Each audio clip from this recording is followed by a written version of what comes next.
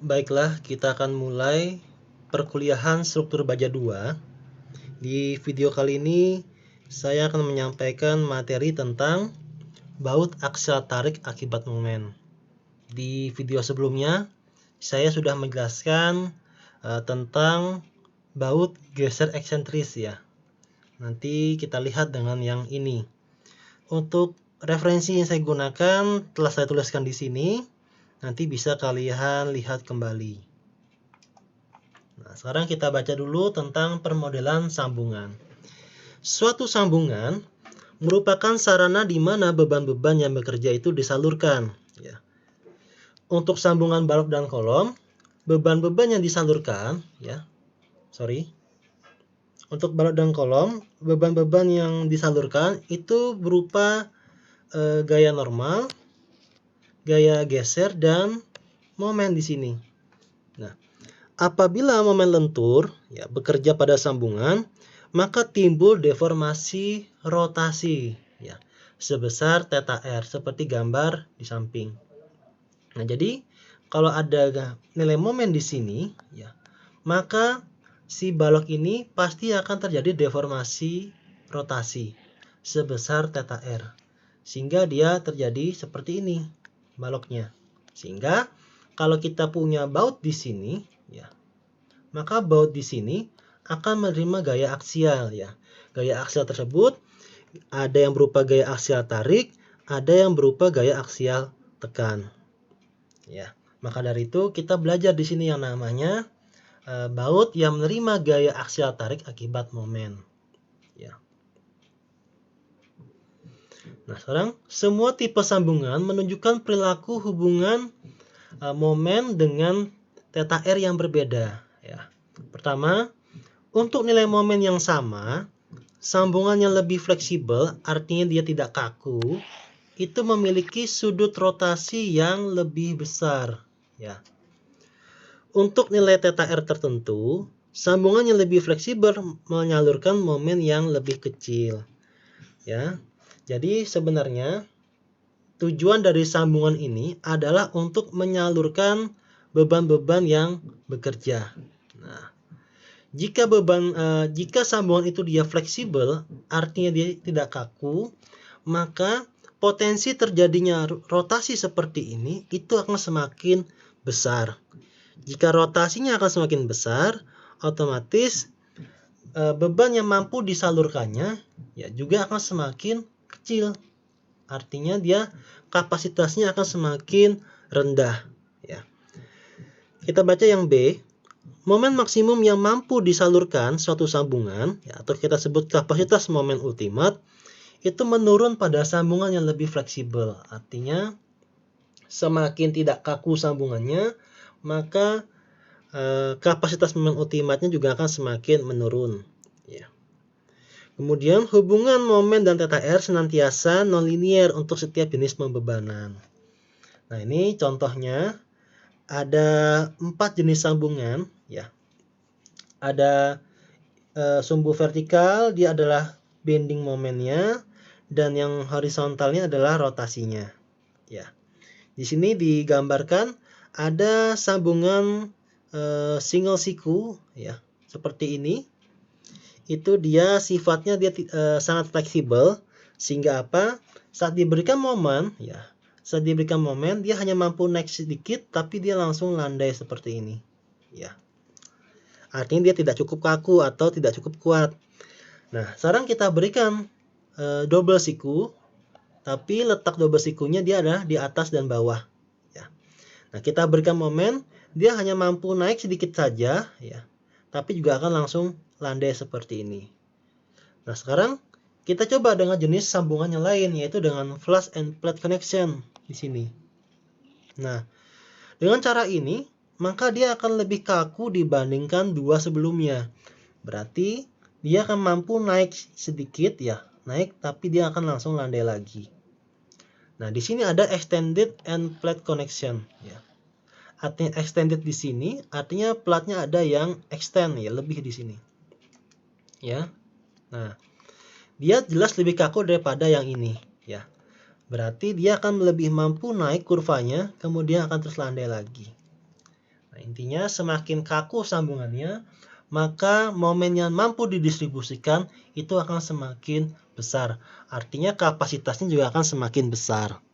Nah, saat kita mendesain suatu struktur baja, ya, kita sudah menghitung si profil baloknya itu aman atau kuat.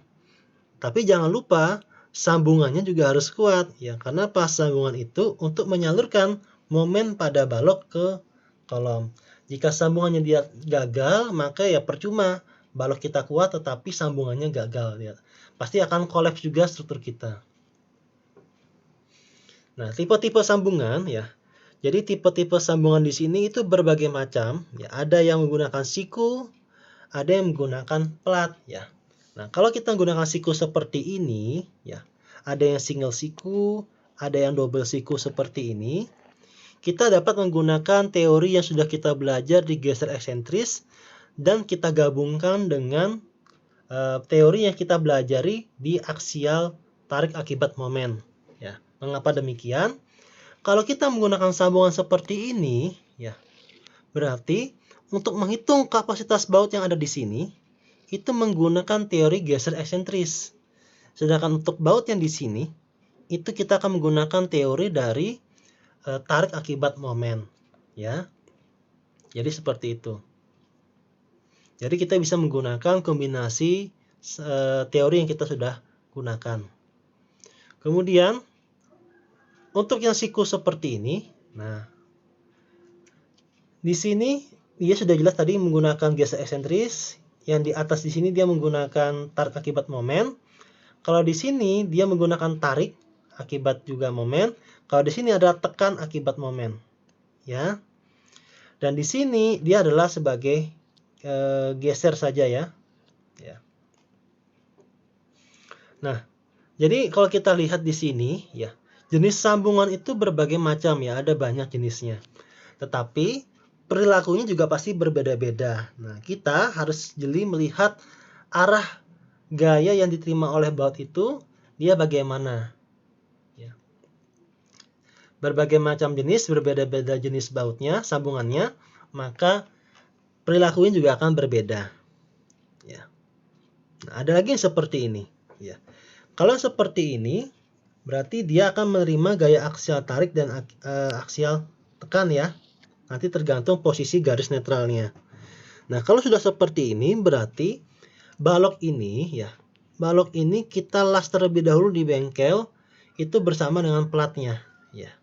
Dilas dulu dengan platnya. Nanti setelah disambungan kita ereksi, baru kita sambung dengan baut. Nah, seperti itu prosesnya. Nah, sambungan ini adalah sambungan yang sering kita gunakan di sambungan balok dan kolom, ya. Karena sambungan ini menciptakan sambungan yang kaku, sehingga apa? Kurva tadi, kurva antara momen dan rotasinya itu mampu dia naik tinggi, sehingga kapasitasnya besar sekali. Nah, di sini ada namanya extended on tension side only, ada extended on tension and compression side, ya. Nah, kalau di sini kita lihat yang A, dia hanya mengextend platnya di daerah tarik saja. Tapi yang B di sini dia mengextend platnya di daerah tarik dan di daerah tekan, ya. Nanti kita lihat perilakunya bagaimana, apakah lebih kaku yang B ataukah yang lebih kaku yang A. Nah, sekarang gini. Aksial tarik akibat momen. Pada sambungan antara kolom dengan balok seperti gambar berikut, baut yang mengikat plat baja akan menerima tegangan tarik dan tekan. Baut yang berada di atas garis netral, itu dia akan tertarik, dan baut yang berada di garis netral, itu dia akan tertekan. Ya. Jadi kalau kita punya susunan baut seperti ini, kita lihat garis netralnya, posisinya ada di sini, ya. Berarti, ya, di atas garis netral ini dia akan mengalami tarik dan di bawah sini dia akan mengalami tekan. Karena apa? Saat dia ada momen seperti ini, ya, maka balok di sini dia akan mengalami rotasi, ya, akan mengalami rotasi. Sehingga apa? Di atas dia akan mengalami tekan. Dan di bawah sini dia akan mengalami, di atas sini dia akan mengalami tarik, dan di bawah sini dia akan mengalami tekan. Nah, terlihat dari kurva tegangannya. Ya, di sini dia akan mengalami tarik, dan di sini dia akan mengalami tekan. Ya, di sini tarik dan di sini adalah dia tekan. Nah, dari kurva ini juga kita tahu bahwa antara baut tersebut tidak semuanya memikul gaya yang seragam. Artinya, kalau kita lihat dari sini, yang paling besar dia adalah di atas, ya. Berarti baut paling atas itu adalah baut yang mengalami tarik yang paling besar, ya. Semakin baut dia ada di bawah posisinya, maka gaya tarik yang dialami akan semakin kecil. Bahkan bisa saja dia 0 tegangannya. Dan di bawah gas netral, dia akan mengalami gaya tekan di sini. Jadi,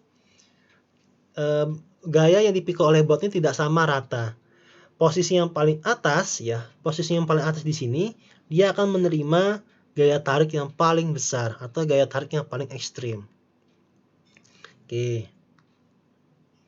Nah, sekarang untuk menghitung tegangan yang terjadi pada kumpulan baut dapat digambarkan oleh suatu luasan bidang pengganti atau luasan transformasi, ya, atau luasan rata-rata atau luasan tertarik, ya, yang berupa sebuah persegi panjang dengan lebar plat sambung ekuivalen sebagai pengganti baut tariknya. Ini dia luas penggantinya, ya. Ada dia namanya A di sini. A adalah lebar rata-rata penampang baut yang tertarik, ya. Rumusnya adalah 2 dikalikan 1/4 pi d kuadrat dibagi dengan dikali dengan 1/s, ya. S apa? S adalah jarak antar bautnya, ya. Nah, sebenarnya angka 2 di sini kenapa dia ditulis angka 2? Karena di sini kalau kita lihat tampak atasnya, bautnya dia hanya ada 2 dalam satu baris. Jadi, dalam satu ini, ya, di kiri dan kanannya hanya ada 2. Nah, maka dia langsung ditulis 2 di sini. Tapi kalau misalkan dia ternyata ada 4 seperti ini, nah, berarti ditulisnya 4 ya di situ, bukan 2. Jadi tergantung jumlah baut dalam satu barisnya. Kemudian B. B di sini adalah lebar bagian yang tertekan. Ya, lebarnya sebesar lebar si plat ini. Ya. Nah, kemudian letak garis netralnya, ya.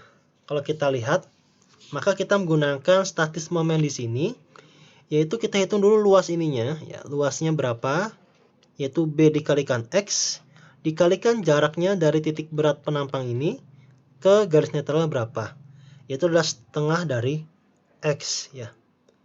Dan sama dengan, ya, luas penampang ini, ya, luasnya adalah A dikalikan H min X, ya, dikali jaraknya dari sini, ya, ke bawah ini berapa, yaitu adalah setengah dari H min X.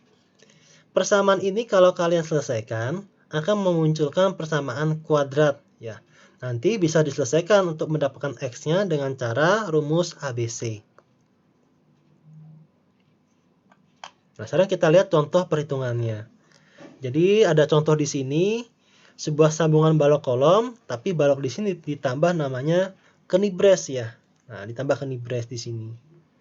Nah, data sambungannya, ya, gaya gesernya itu yang harus dipikul oleh si sambungan sebesar sekian, dan momennya yang harus disalurkan ada sebesar sekian, ya. Susunan bautnya seperti ini, ya. Kita lanjut lagi. Nah, sekarang kita tulis dulu data bautnya. Jadi jenis baut yang digunakan adalah tipe baut A325. Tegangan tarik putusnya adalah 825 MPa. Diameter bautnya 19 mili. Jarak antar bautnya, ya. Jarak antar bautnya adalah 60 mili. Dan jumlah baut dalam satu barisnya itu adalah 2. Ya. Jumlah baris bautnya ada 7. Itu 1, 2, 3, 4, 5, 6, dan 7. Reduksi kekuatan tarik baut, ya, P tensionnya adalah 0,75 dan P gesernya atau P frictionnya adalah 0,75. Nah, sekarang data plat sambungnya. Tegangan leleh platnya adalah 240 MPa, tegangan tarik putus platnya adalah 370 MPa. Lebar plat sambungnya, Ya, B-nya adalah 175 mili dan tebal plat sambung yang kita pilih itu ada 10 mili. Ya.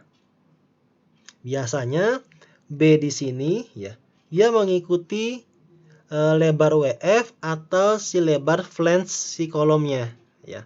Tapi yang perlu kita rencanakan benar-benar adalah si tebal platnya. Kenapa? Kalau tebal platnya terlalu tipis, nanti khawatir akan gagal tumpu pada baut. Artinya platnya bisa saja sobek dia di situ.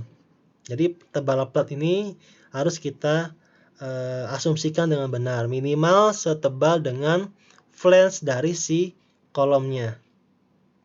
Ya. Nah, sekarang kita lihat letak garis netralnya. Kita pengen hitung garis netralnya. Ya. Ini garis netralnya, yang biru ini adalah garis netral. Ya. Nah, kita lihat jumlah baut totalnya, berarti N sama dengan NX dikalikan NY. Berarti jumlah bautnya ada 14 buah. Tinggi plat sambungnya, berarti H ini adalah jumlah baris dikalikan dengan A. Ya. Jumlah barisnya tadi ada 7 dikalikan A, maka total tinggi platnya itu adalah 420 mm. Kemudian lebar plat sambung ekivalen, tadi kalau kita lihat di slide awal, ini notasinya adalah A, ya. Di sini kita simbolkan dia do di sini. Nah, do adalah jumlah baut dalam satu baris, ya, dikalikan dengan 1/4 pi d kuadrat dibagi dengan A. Maka didapat besaran do ini adalah 9,45 mm. Kemudian lebar efektif platnya atau B aksen adalah 0,75 dikalikan B di sini. Maka didapat 131,25 mm. Oke, nah sekarang misal garis netral terletak pada jarak X, ya. Nah, dari sisi atas plat sambung. Maka statis momennya adalah ya sama kayak tadi ya. Berarti kalau saya tulis di sini luasnya berapa ini? Ya, luas ini adalah B dikalikan dengan H min X ya. Dikalikan dengan jaraknya ke sini. Ya. Jaraknya adalah setengah H min X. Sama dengan luas di sini ya. Luasnya adalah do dikalikan dengan X dikalikan jaraknya dari titik berat ini ke bawah sini, jaraknya adalah setengah X. Berarti ini menjadi setengah B dikalikan H min X dikuadratkan sama dengan setengah do X kuadrat ya. Jadi sama dengan ini. Nah, ini kalau kita selesaikan terus persamaannya, dapatlah kita persamaan X dalam bentuk kuadrat ya. Berarti bisa kita selesaikan dengan rumus ABC. Sehingga X yang didapat adalah 331,14 mm. Oke, kita lanjut lagi. Sehingga tegangan yang terjadi pada baut adalah ya. Nah, kita hitung. Di sini ada tegangan 3 dan tegangan 2, ya. Tegangan 3 posisinya di sini, ya. Tegangan 2 posisinya di sini. Ya. Dapat dari mana? Itu mendapatkan dari perbandingan segitiga. Misalkan saya pengen dapatkan tegangan 3, nanti saya gambar dulu kurvanya seperti ini. Ini adalah tegangan 1, ini adalah tegangan 3, ya. Besarannya ini adalah X, ya. Dan ini besarannya, ya. Ini besarannya adalah H min X. Nah, berarti kalau saya tulis tegangan 3 itu sama dengan tegangan 1 dibagi dengan 1 sama dengan H min X dibagi dengan X. Berarti tegangan 3 itu sama dengan H min X dibagi X dikali dengan tegangan 1. Ya, sesuai. Tegangan 2 juga sama caranya, nanti didapat seperti ini. Ya, kita menggunakan perbandingan segitiga. Nah, sekarang kita coba persamaan momennya. Ya. Kita hitung gaya di sini ya, gaya di sini ya terhadap momen di sini ya. Oke. Kalau kita pengen mencari besaran gaya di sini, ini bisa saya tulis namanya T ya, tension. Di sini namanya C atau compression ya. T di sini, ini kalau saya gambar, ini persis seperti kita belajar di beton ya, balok beton ada blok tegang ekivalen. Maka kita gambarkan seperti ini ya. Nah, seperti ini. Jadi seolah-olah gambarnya menjadi 3 dimensi. T di sini ya, T di sini adalah volume dari ini ya, volume dari ini. Ya. Berarti apa? Kita hitung dulu luasnya. Luas ini apa? Luasnya adalah setengah alas. Alasnya ada T21. Setengah alas dikalikan tinggi. Tingginya adalah X di sini. Nah, ini baru luasnya. Dikalikan dengan lebar ke sini berapa? Lebarnya ada sebesar do. Nah, ini baru T-nya. Ya. Nah, jaraknya ya namanya momen ya. Momen itu adalah gaya dikalikan jarak. Berarti dari sini posisi sini ke bawah ini berapa?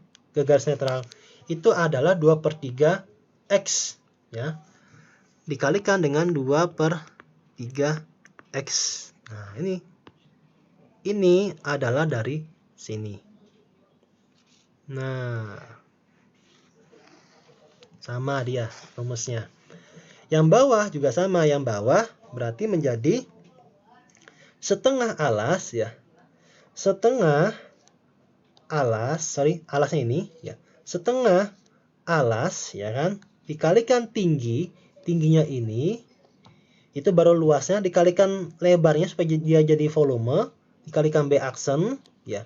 Itu sudah menjadi volume, itu rumus C-nya ya. Dikalikan lengan momennya. Lengan momennya adalah dari sini ke sini. Berarti 2/3 H min X ya. Dapatlah seperti itu. Jadi ini arah momennya seperti ini.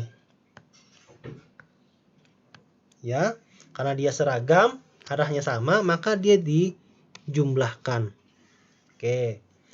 Ini kalau kita teruskan persamaannya menjadi tegangan 1 sama dengan sekian. Oke ya. Ya sudah, kita selesaikan saja.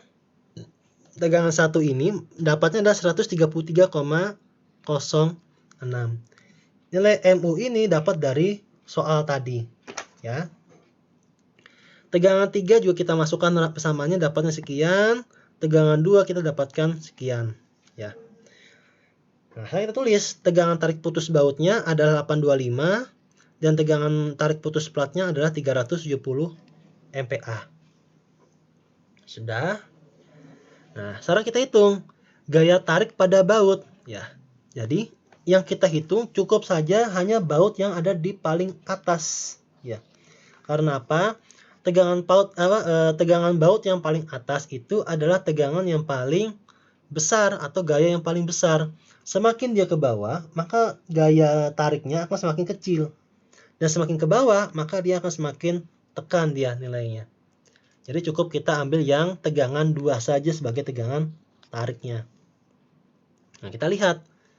Gaya tarik yang terjadi pada baut baris teratas, ya, itu adalah ya, TU tadi, yaitu adalah tegangan 2 dikalikan A dikalikan Do. Ya, di sini adalah untuk tegangan ini satuannya adalah Newton per milimeter persegi. Ini semua ya, dia adalah milimeter ya. Berarti kalau dikalikan dia habis milimeter perseginya, maka sisa Newton saja. Dapat. Maka besaran TU ya, besaran TU adalah sekian. Ya. Besaran TU adalah sekian.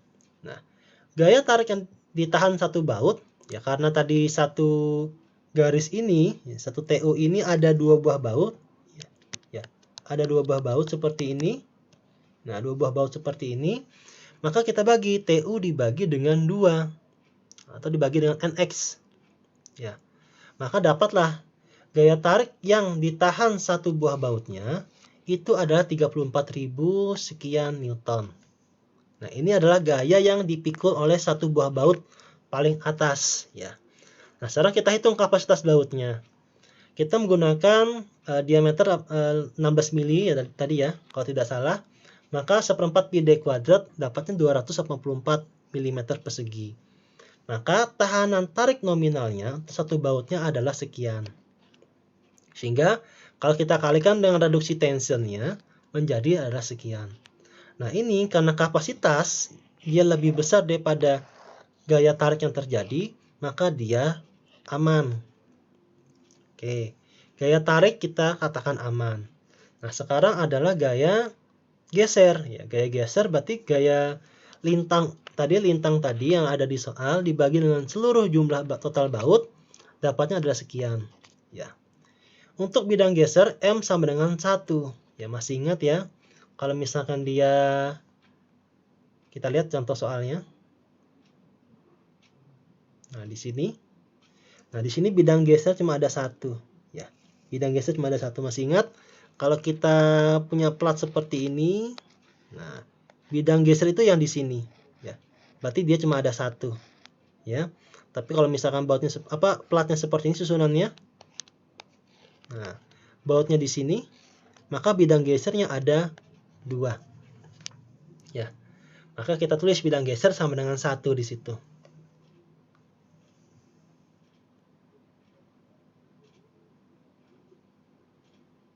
Nah, bidang geser sama dengan 1. Kemudian nilai R1 kita ambil 0,4 karena apa? Kita mengasumsikan ulir pada baut itu menyentuh bidang geser ya. Kalau misalkan dia tidak menyentuh bidang geser, maka nilai R1-nya boleh kita ambil 0,5 ya. Untuk luas penampang bautnya 1/4 pi d kuadrat yaitu 284. Kemudian tahanan geser nominal bautnya adalah sekian. Sehingga kalau kita kalikan dengan reduksi kekuatan geser menjadi sekian. Nah, ini ternyata kapasitasnya masih lebih besar daripada gaya geser yang terjadi. Berarti dia aman. Ya. Kemudian gaya tumpu pada baut, ya. Jadi kalau kalian perhatikan rumus tadi, baik dia gaya tarik, gaya geser, gaya tumpu, ini semua sudah kalian pelajari di struktur baja 1. Hanya saja yang belum kalian pelajari adalah mendapatkan besaran gaya tariknya. Ya, besaran gaya tarik tadi yang kita dapatkan dari tegangan. Nah, ini gaya tumpu baut, ini gaya geser tadi satu buah bautnya, ini diameternya, tebal platnya, tegangan putus platnya yang kita ambil, maka Rn-nya adalah sekian. Ya. PRN-nya adalah sekian. Maka dia aman terhadap tumpu baut.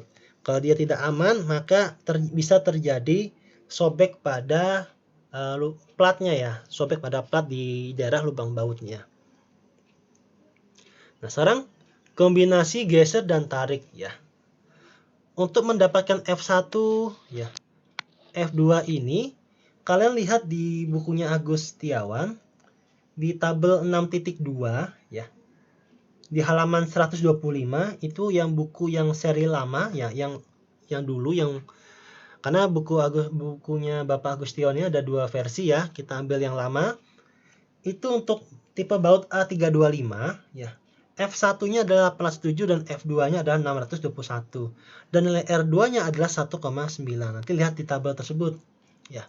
Sehingga tegangan geser yang terjadi kita hitung dapatnya sekian, tahanan geser bautnya sekian, maka dia dikategorikan aman jika ini lebih besar daripada ini.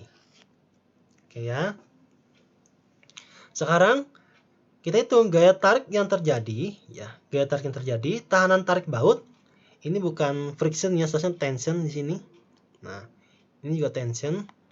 Maka menjadi F1 dikalikan A baut ya, sekian. Maka dia juga masih oke, ya masih aman ya, karena dia nilainya lebih kecil TU1 dibandingkan ininya. Nah, sekarang kita lihat lagi. Tegangan tariknya, F tensionnya, maka 0,75 dikalikan tegangan putus baut ya, didapat sekian. Sedangkan nilai tegangan kombinasi adalah sekian. Nah, berarti juga masih oke, masih aman. Ya. Nah, sudah cukup sampai di situ. Jadi cara mendesainnya adalah seperti itu. Nah, untuk teori ini sangat berguna sekali jika teman-teman semua pengen mendesain sambungan balok dengan kolom. Ya. Tapi yang perlu diperhatikan dari segi jenis-jenis sambungan ini, dia memiliki perilaku yang berbeda ya. Kalau yang seperti ini yang kalian gunakan jenis sambungannya, maka kalian harus menggunakan kombinasi dari geser eksentris dan aksial tarik akibat momen ya. Tapi kalau kalian menggunakan sambungan yang seperti ini, ya berarti kalian cuma menggunakan teori dari